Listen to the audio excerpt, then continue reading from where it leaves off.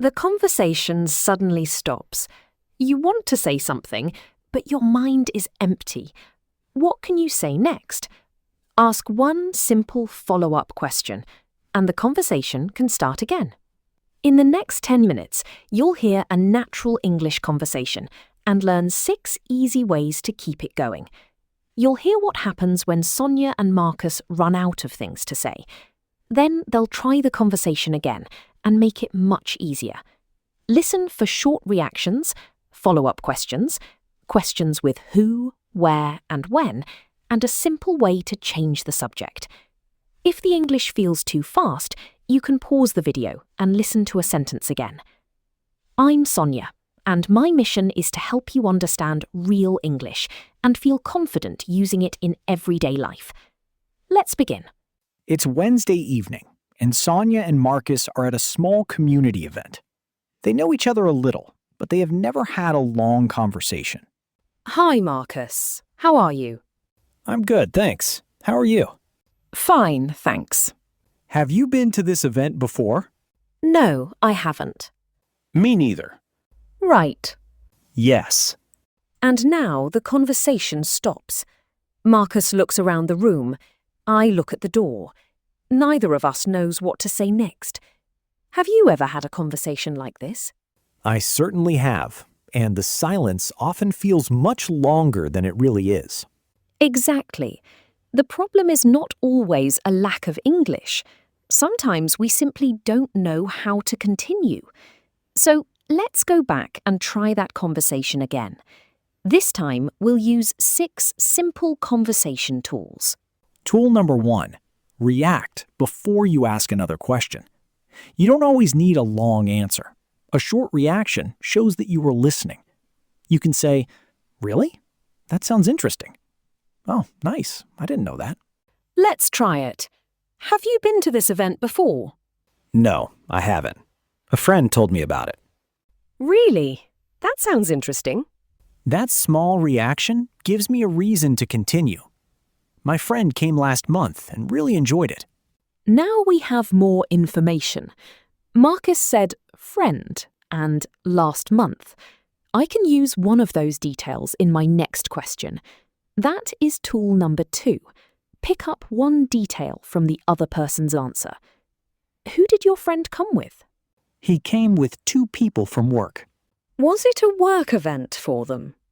No, they just wanted to meet some new people. Notice what happened.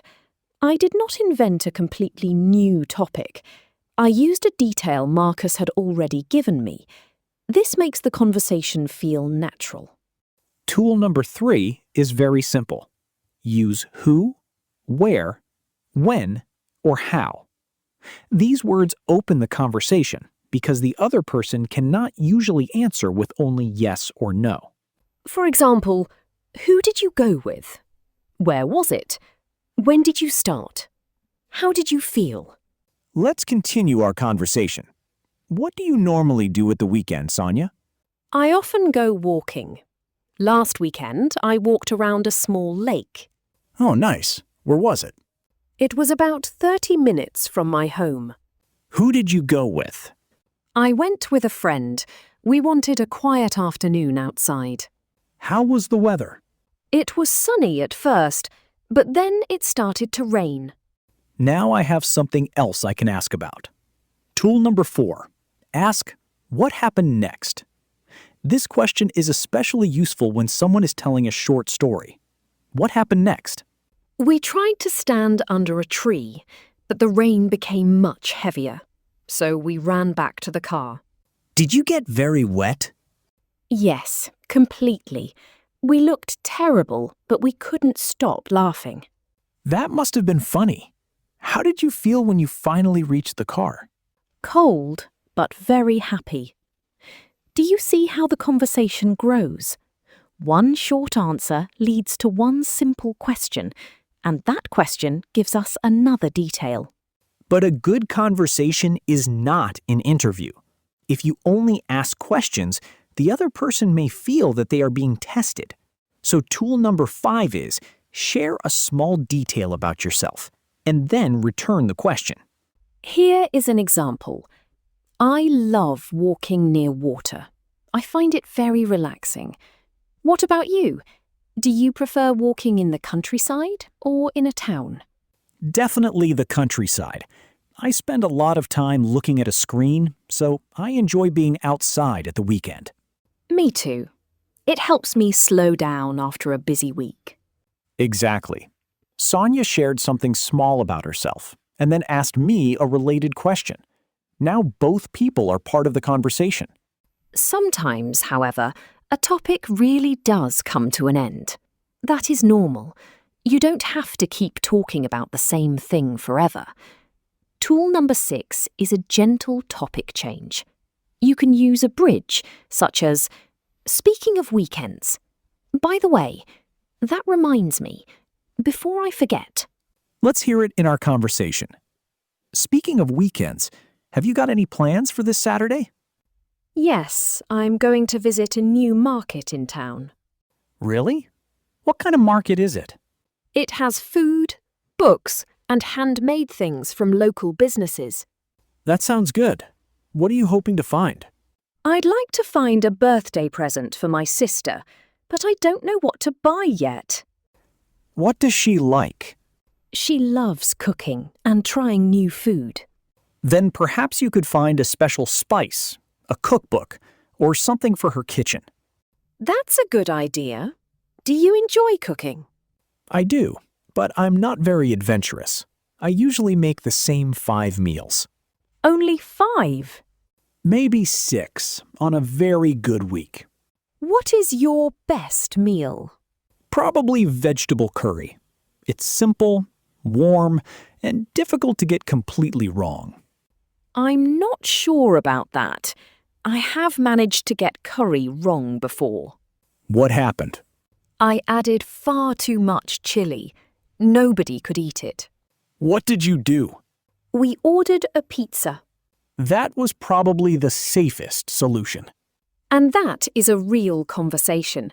We started with the event, moved to walking, talked about weekend plans, and finished with cooking. We did not plan every topic. We simply listened for one useful detail and asked a short question about it. Let's collect the 6 tools one more time. First, give a short reaction. Really? That sounds interesting. Second, pick up one detail from the other person's answer. You said you went walking. Where did you go? Third, use who, where, when, or how. Who did you go with? How was it? Fourth, when someone is telling a story, ask, "What happened next? How did you feel?" Fifth, share a small detail and return the question. I love walking near water. What about you? And sixth, change the topic gently. Speaking of weekends, have you got any plans for Saturday? You do not need all 6 tools in every conversation. Choose just one. The next time the conversation stops, listen for one detail and ask one simple question. Which question is most useful for you? Write it in the comments. What happened next? How was it? Or what about you?